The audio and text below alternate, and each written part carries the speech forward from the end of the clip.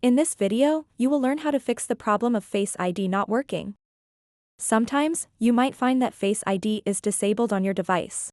This can be frustrating, especially if you rely on it for unlocking your phone or making secure payments. I will walk you through some simple steps to get it working again.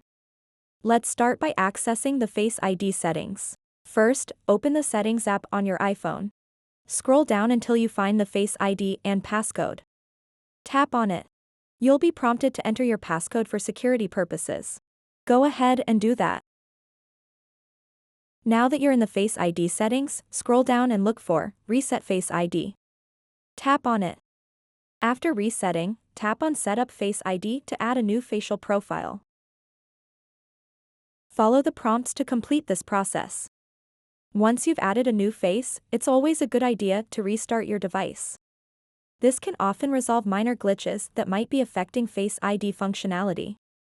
If that didn't fix the issue, let's check for any software updates. Open Settings again and tap on General. Next, select Software Update. If there's an update available, go ahead and download it.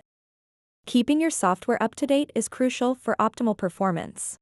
If you are still having trouble, it's time to check if there are any obstructions affecting the TrueDepth camera.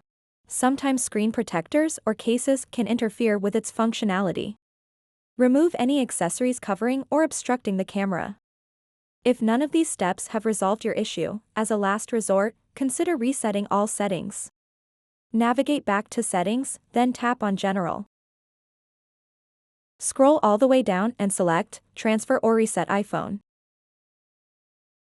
From there, choose Reset. You'll see a list of reset options. Simply tap Reset All Settings.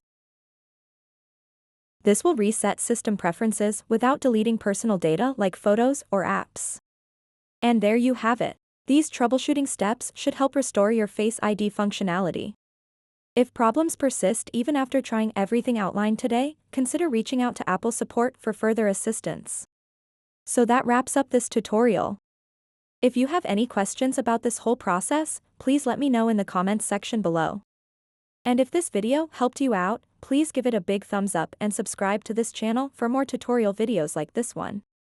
Thank you so much for watching and have a good day.